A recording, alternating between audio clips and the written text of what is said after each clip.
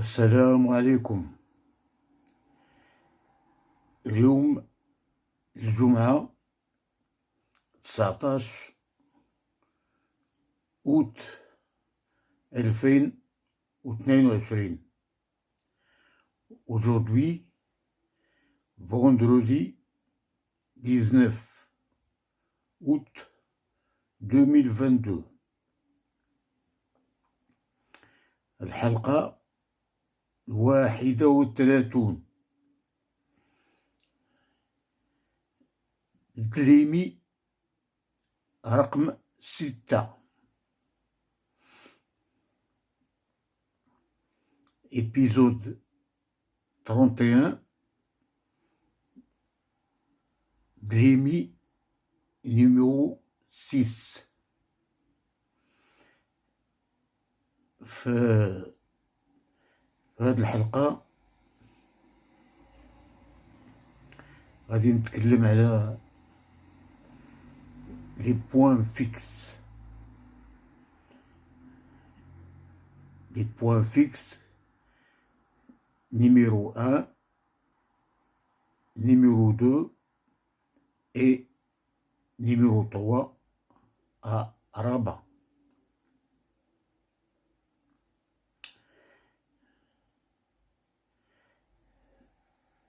Ces points fixes, appelés PF1, PF2 et PF3, étaient de grandes résidences secondaires ou résidences principales pour des personnalités ou des hauts fonctionnaires du temps du protectorat français au Maroc. Le point fixe numéro 1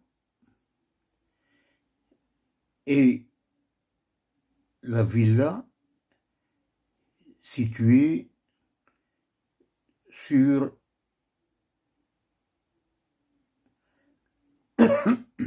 la route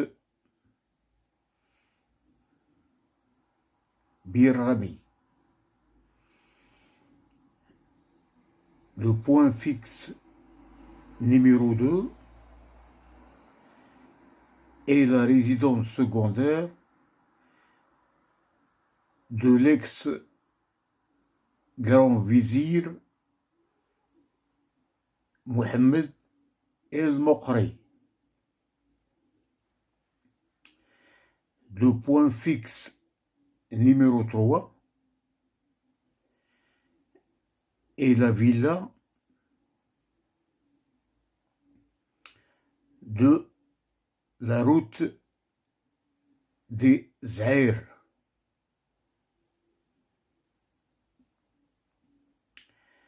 Le point fixe numéro 1,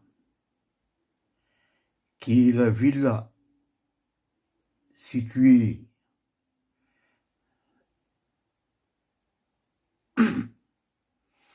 à la route de Bir Rami,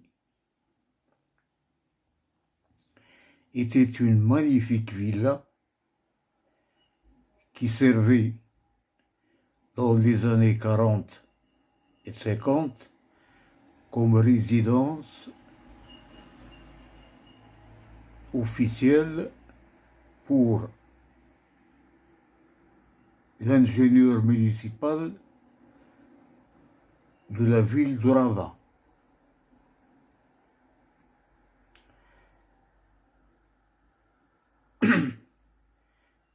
Cette villa, ce point fixe numéro 1, avait été utilisé plusieurs fois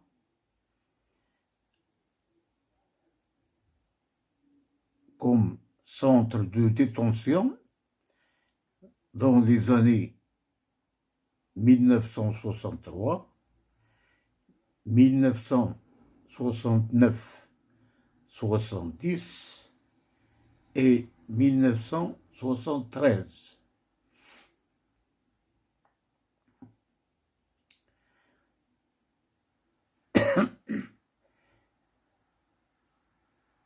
Cette magnifique villa avait été construite sur une grande propriété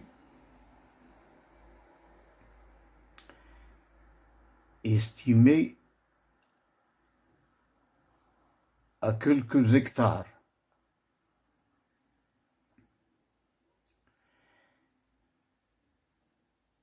Ce point fixe, numéro 1, avait été également utilisé comme un lieu de résidence pour des invités des services spéciaux du Cap 1, notamment pour les officiers supérieurs des services secrets français du Mossad.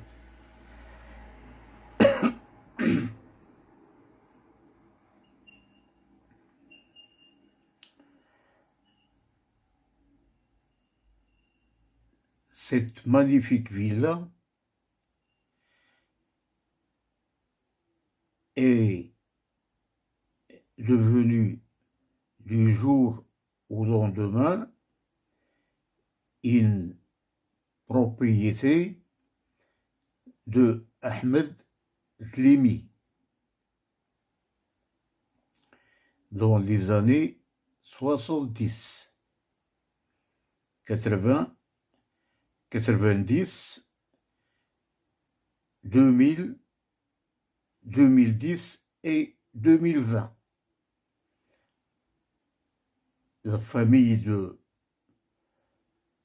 du général Ahmed Tlimi réside officiellement dans cette magnifique villa située sur la route Bir Rami au quartier Souissi à Rabat.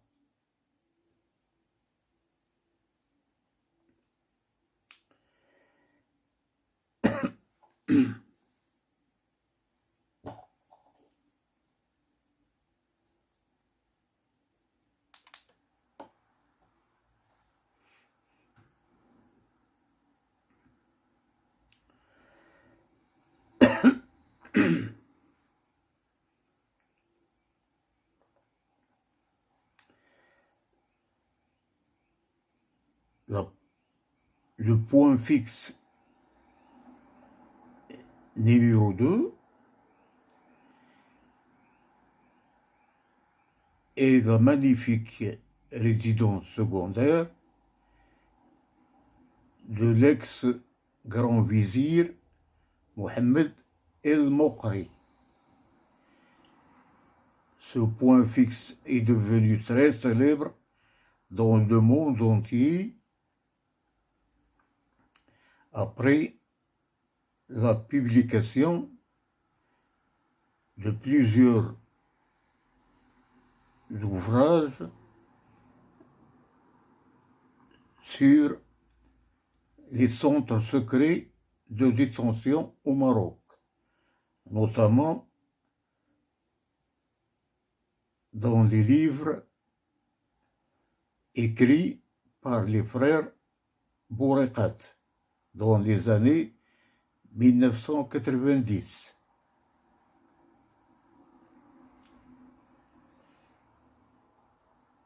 Ce point fixe numéro 2 était une grande villa de 1000 mètres carrés environ, construite sur une propriété agricole estimée à plusieurs hectares. Dans cette propriété, il y avait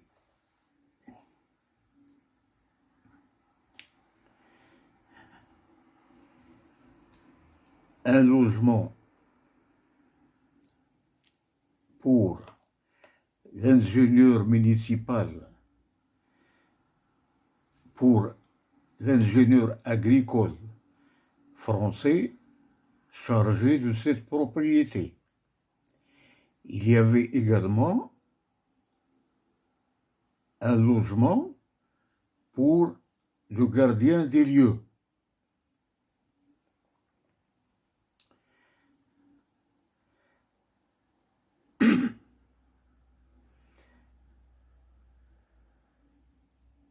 Le point fixe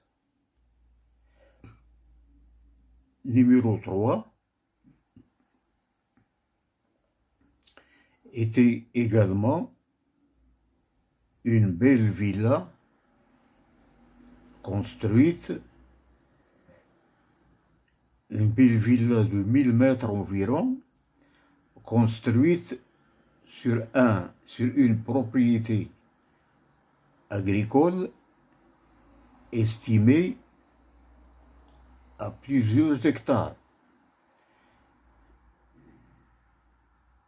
Ce point fixe numéro 3 est situé sur la droite de la route des Aïrs, vers la sortie du périmètre urbain du quartier Suissi, en allant vers Zahir et vers Ain Aouda. Vers Ain Aouda.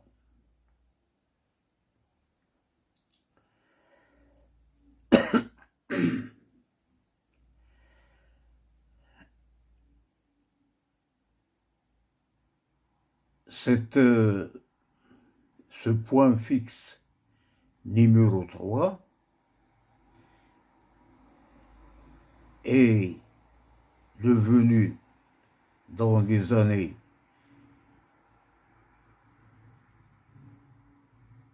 1970 la propriété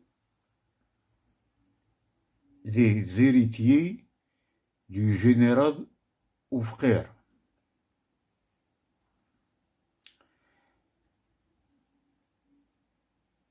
Après leur détention secrète, les héritiers du général Oufkher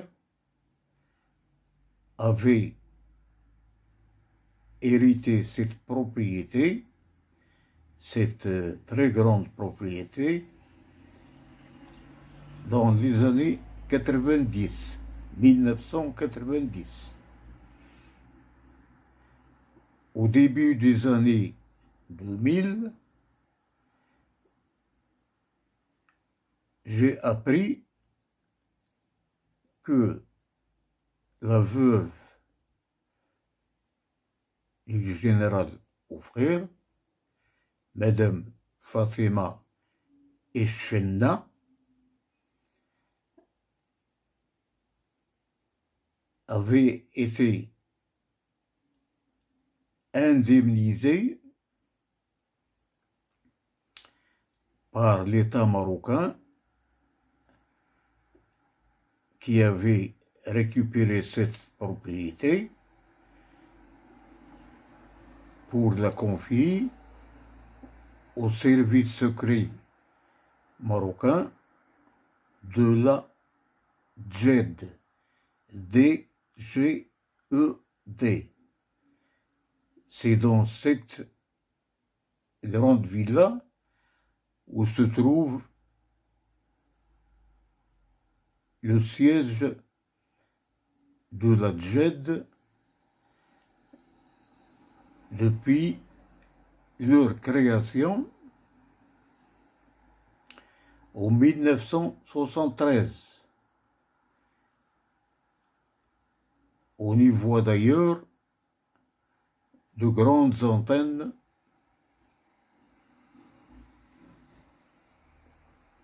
de transmission.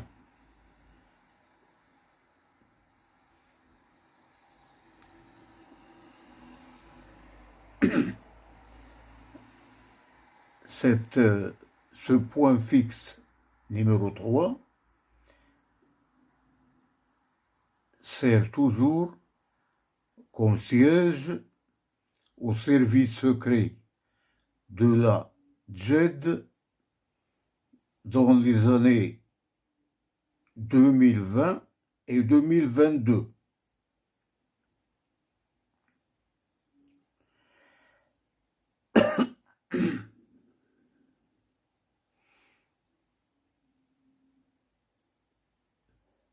Le point fixe numéro 1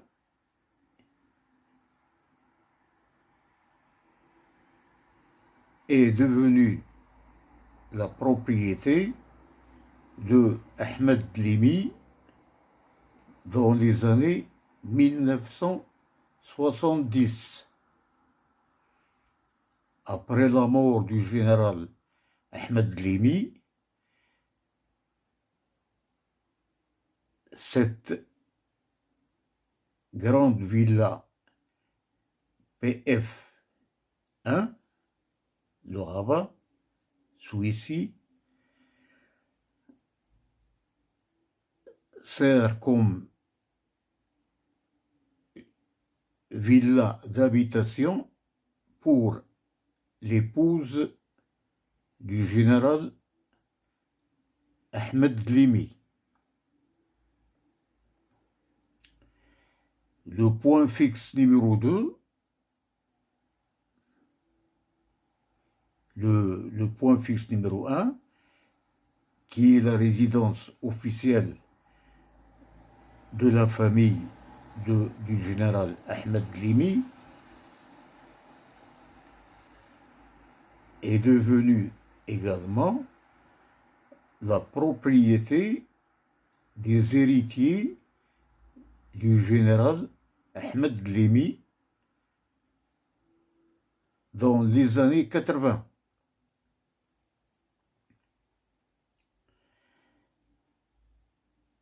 Cette magnifique propriété est estimée dans les années 2020 à plusieurs milliards de centimes. Le point fixe numéro 3, devenu propriété du général Hofker dans les années 70, avait été estimé à la fin des années 1990, à une vingtaine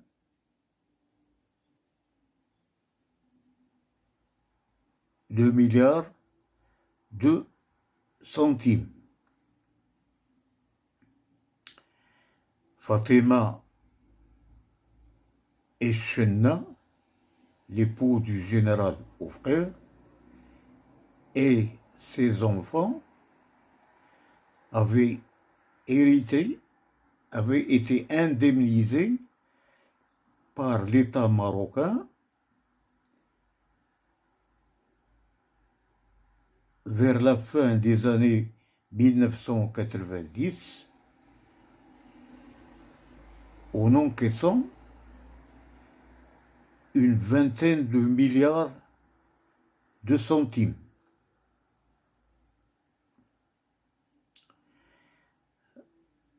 La propriété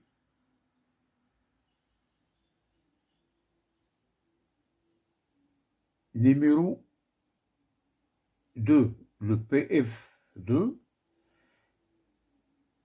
qui servait comme propriété comme résidence secondaire de l'ex-grand vizir Mohammed el-Mokri pendant presque 50 années,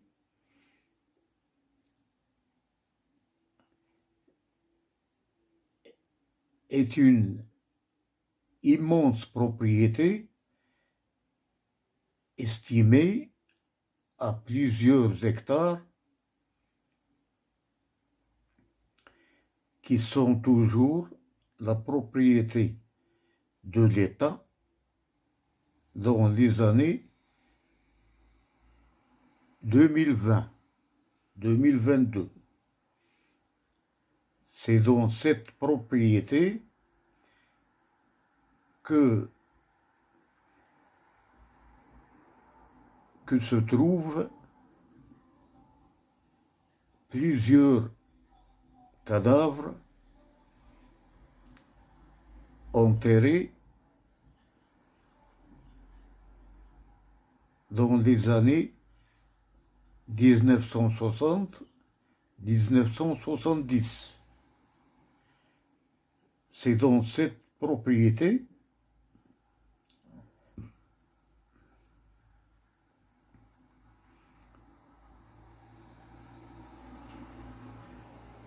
où avaient été séquestrés pendant quelques années les frères Bourekat et les 4 truands français impliqués dans l'affaire Ben Barka en 1965.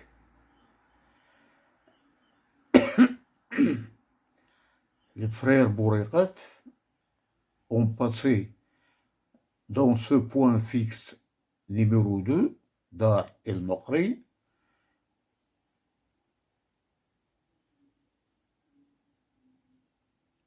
environ 3 longues années, au début des années 1970.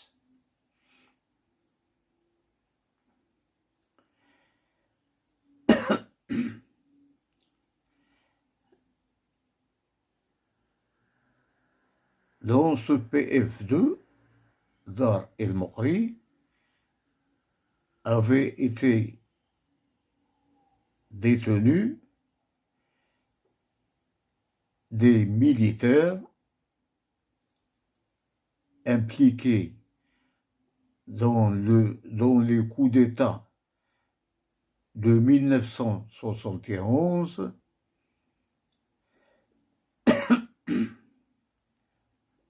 dans l'affaire du putsch manqué du palais de Skhirat en 1971.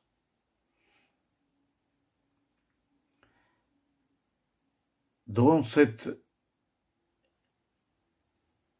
point fixe numéro 2, avait été détenu également pendant quelque temps l'ex-syndicaliste Hossein El-Manouzi.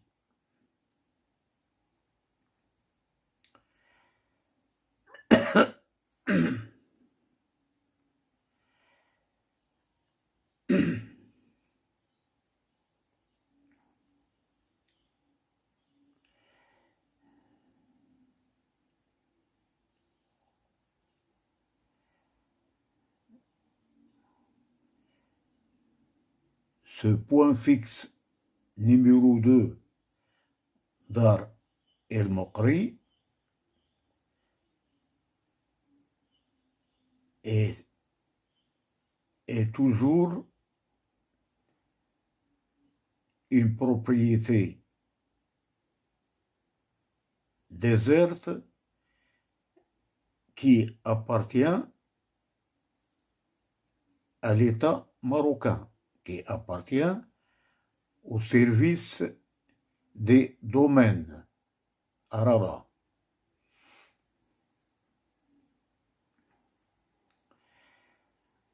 Dans les années 1960 et 1970, il y avait très peu de logements dans les environs de ces 3 points fixes du Cap 1, qui étaient situés dans un rayon de 500 mètres à 1000 mètres environ dans le quartier résidentiel Souissi, à Rabat.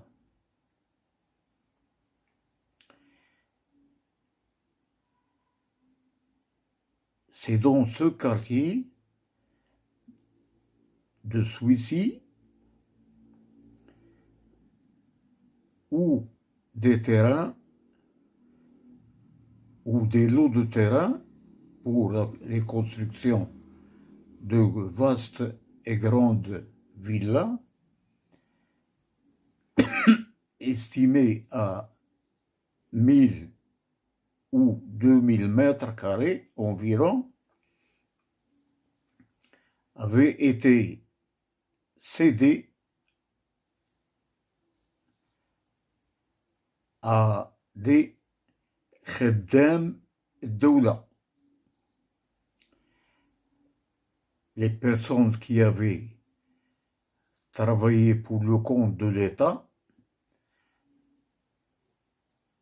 avaient été devenus propriétaires de ces lots de terrain pour villas dans 2 quartiers Souissi. Une bonne partie de la classe politique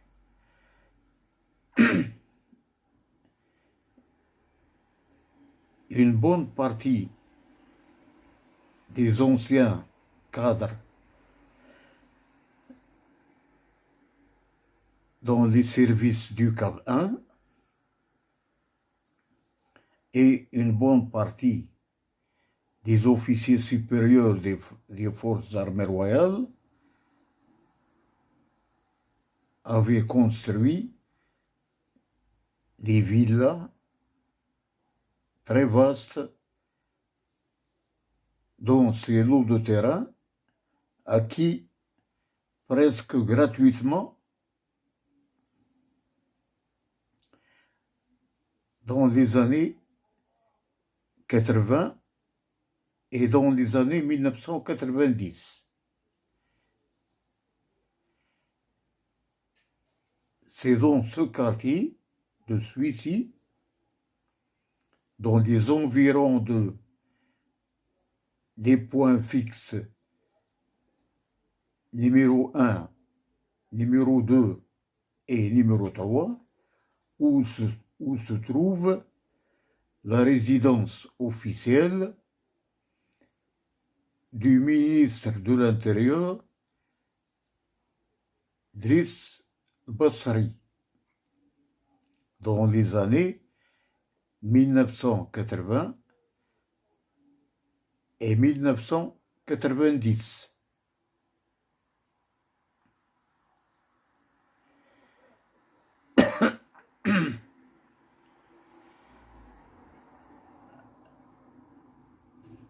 Dans les années 2000 et 2020,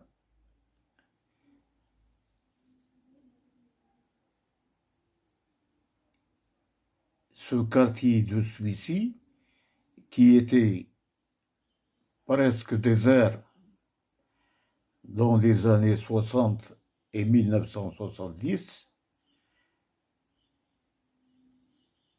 est devenu un quartier résidentiel où se trouvent toutes les villas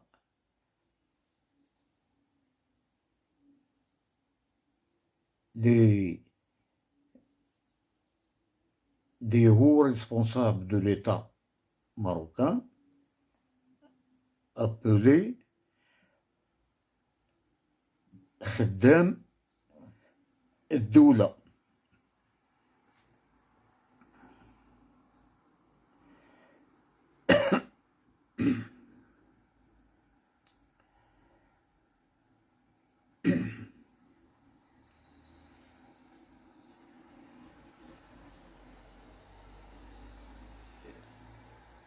Les grandes villas construites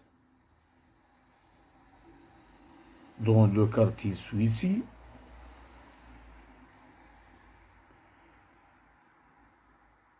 sont actuellement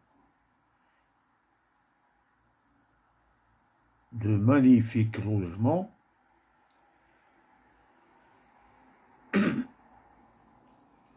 pour des familles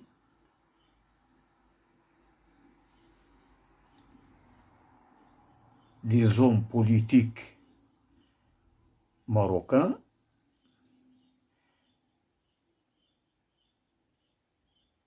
pour les familles des hommes d'État marocains,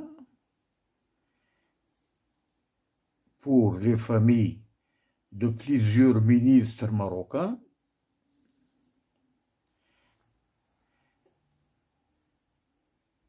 et pour les familles de plusieurs cadres des services du Cap 1 dans les années 1960 et 1970. C'est dans ce quartier celui-ci où résidait officiellement dans des villas différentes la famille du préfet de police Mohamed Achachi, mon ancien patron au Cap 1, et la famille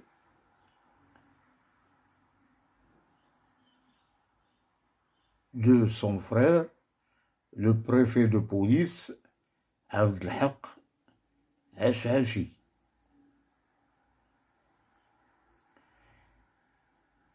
C'est dans ce quartier celui-ci où se trouve également une villa propriété de Madame Badia Ammou, épouse Mohamed Mesnaoui, mon ancien collègue au département de la contre-subversion.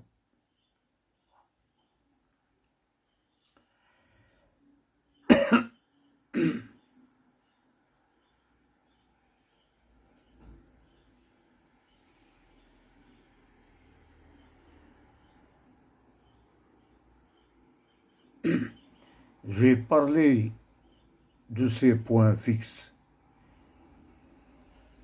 aujourd'hui dans cette vidéo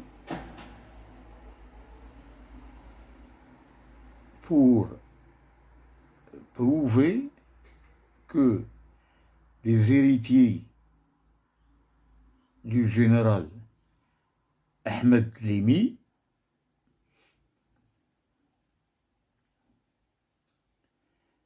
occupaient officiellement l'ancienne grande villa, considérée comme le point fixe numéro 1, situé dans le quartier celui-ci, sur la route de Bir Rami.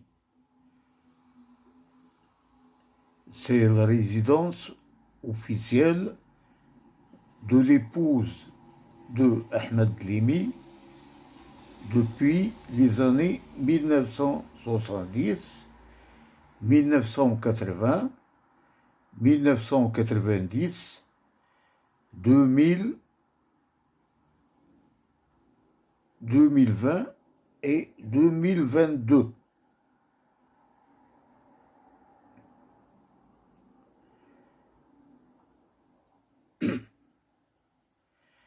Cette propriété de la famille Dlemi est estimée en 2022 à plusieurs milliards de centimes.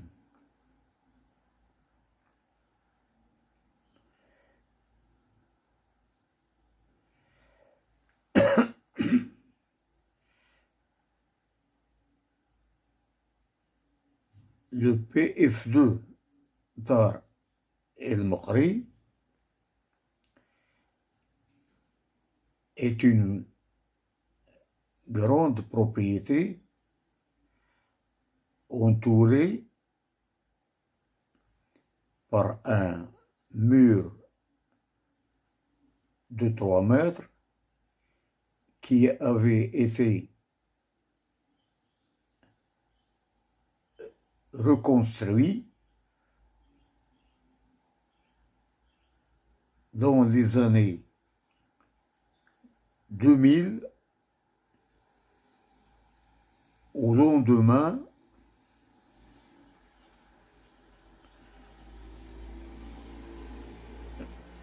de la publication de mes premières révélations sur l'affaire Ben Barka, paru dans le quotidien français Le Monde et dans le quotidien et dans l'hebdomadaire marocain, le journal de Abou Bakr Jam'i et Ali Ammar.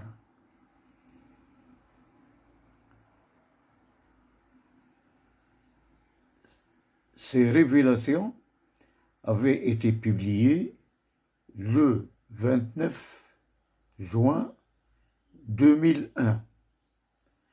Dans le courant du mois de juillet 2001, j'ai fait un tour dans le quartier suisse et j'ai constaté que le mur de clôture de ce point fixe numéro 2, Dar el-Mokhri, était en pleine construction. Sa hauteur est devenue 5 ou 6 mètres au lieu de 3 mètres qu'il y avait dans les années précédentes.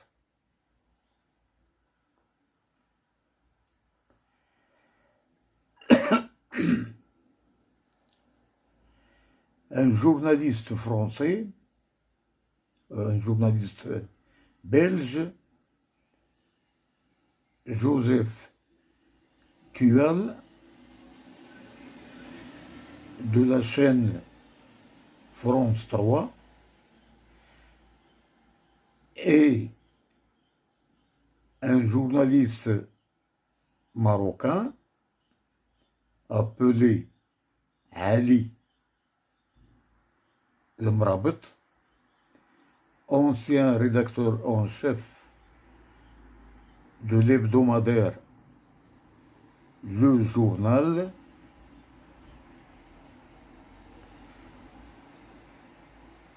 avait beaucoup parlé de ce point fixe Dar el-Mokhri dans les années 2000.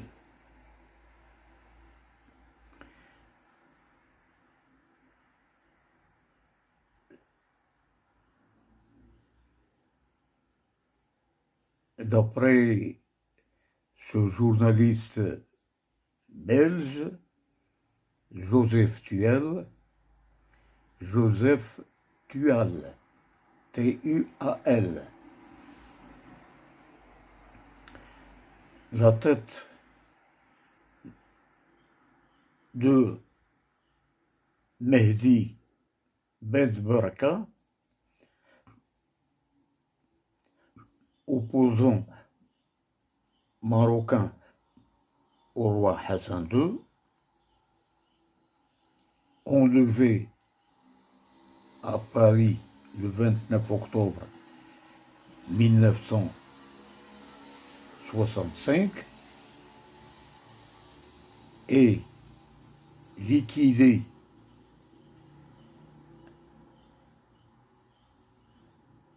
à Paris le même jour de son enlèvement, dans la nuit du 29 au 30 octobre 1965, avait été transporté en catastrophe au Maroc à bord d'un avion militaire marocain.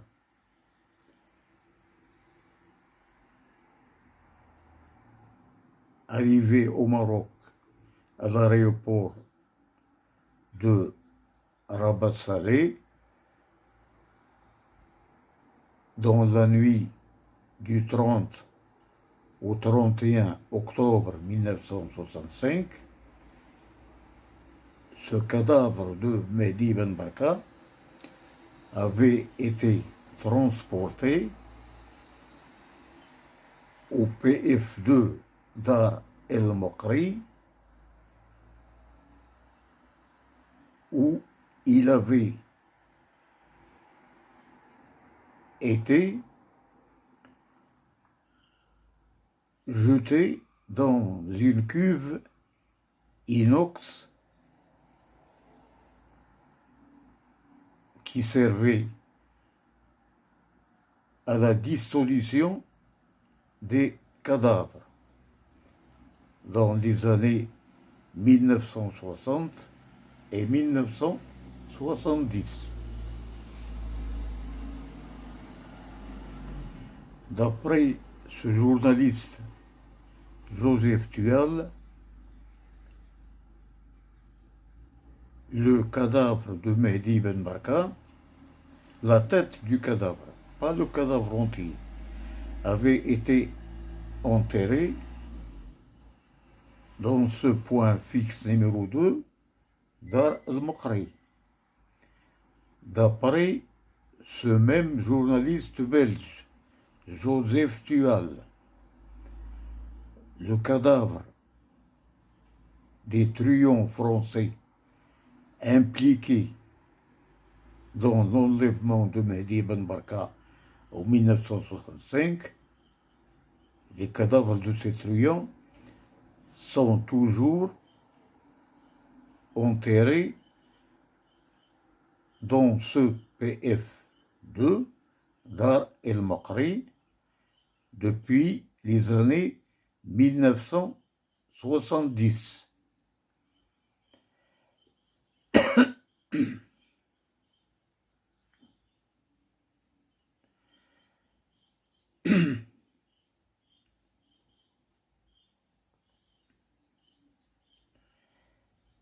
Ce journaliste belge, Joseph Tual, qui avait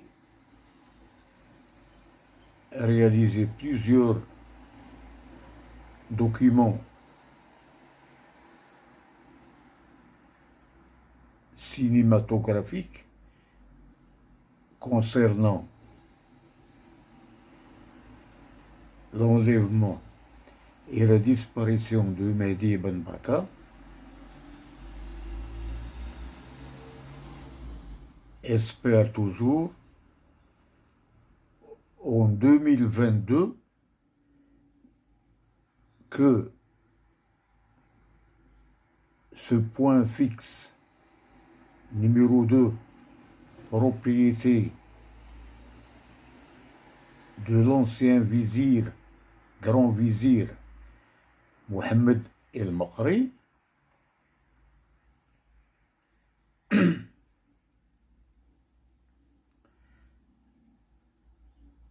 ce journaliste croit toujours que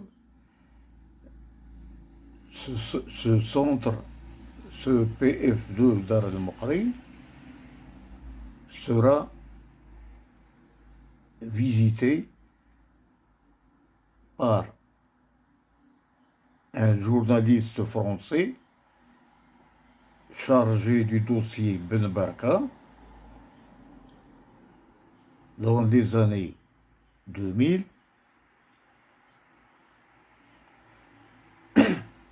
ou par un juge d'instruction marocain chargé de l'exécution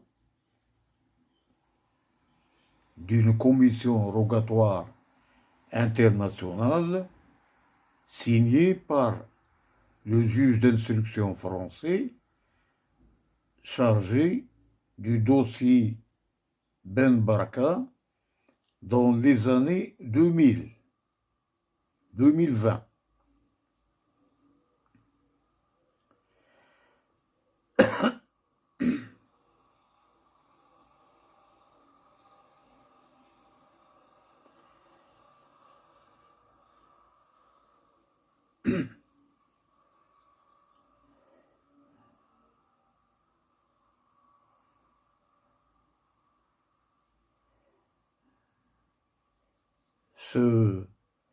Ce point fixe numéro 2, Dar El Maqri, continue toujours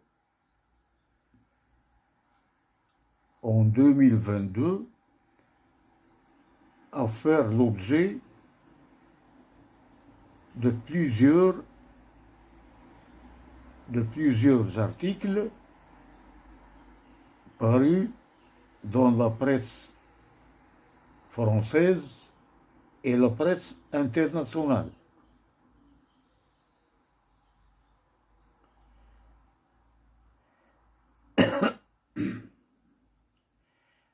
Les frères Bourrekat, qui avaient passé quelques années dans le PF2 Dar El Maqri, au début des années 1970, avaient été séquestrés dans une partie de cette propriété Dar El Maqri. Une partie de cette propriété. Dans cette propriété, le général Ahmed Lemi avait construit des cellules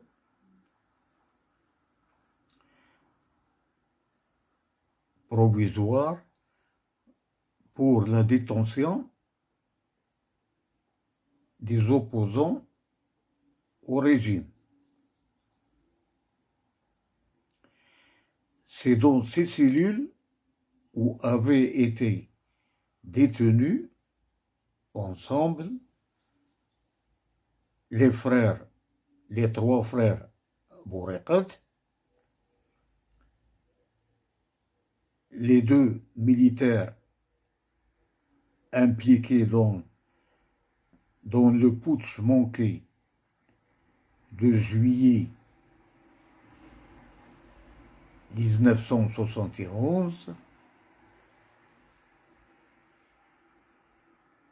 c'est dans cette même propriété que le syndicaliste marocain Houssine Manouzi et les 4 truands français impliqués dans l'affaire Ben Barka en 1965 avaient été séquestrés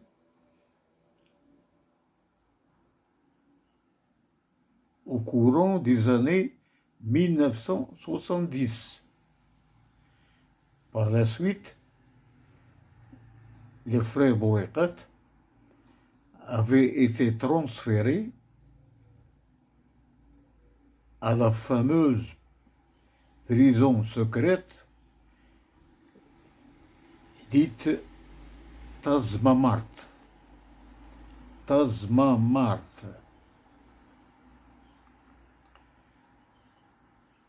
qui se trouve dans les montagnes de la région de Ouarzazate et Qsartsouk. Actuellement,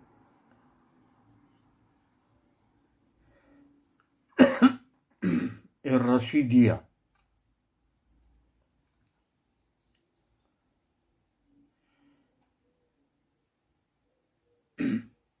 Dans cet épisode numéro 31 de l'EMI 6, j'ai parlé de ces points fixes pour prouver que la famille du général Oufkher avait hérité, avait été indemnisé par l'État marocain vers la fin des années 1990,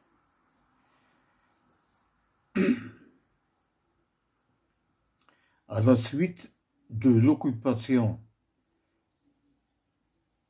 du PF3 par les services secrets marocains de la DGED, DGED.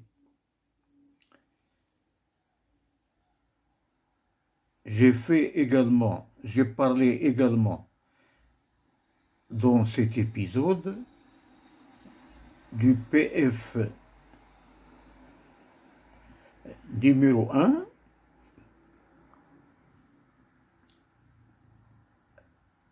pour prouver que la famille du général Ahmed Lemi est devenue propriétaire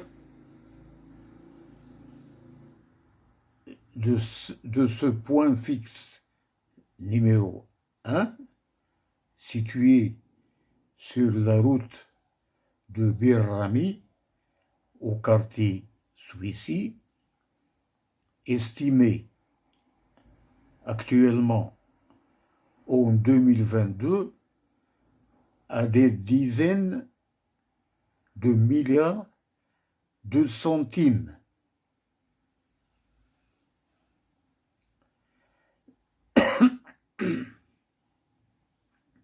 Autrement dit, la famille du général Ahmed Lemi et la famille du général Oufkher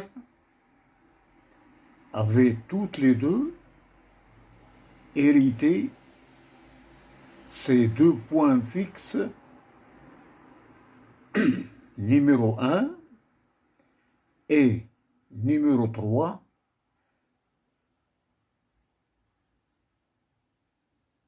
utilisés comme des centres de détention dans les années 1960 et 1970. Ceci est une vérité indiscutable.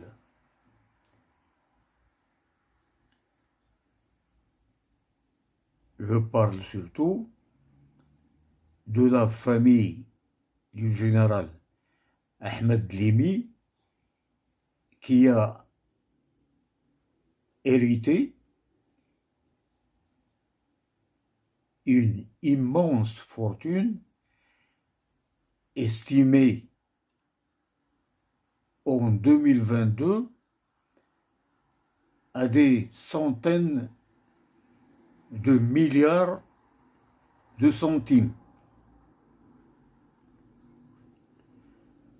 Autrement dit, tout cet argent hérité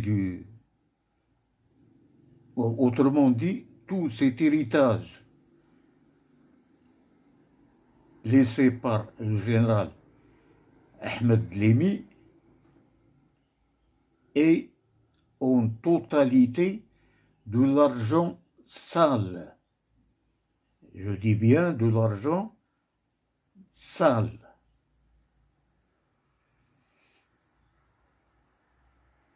Car à son arrivée au Cap 1, Ahmed Lemi, en 1961, n'avait pas un rond.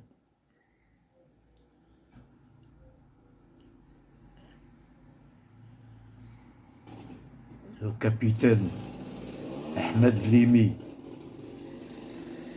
arrivé au Cap 1 en 1961, n'avait aucune fortune connue.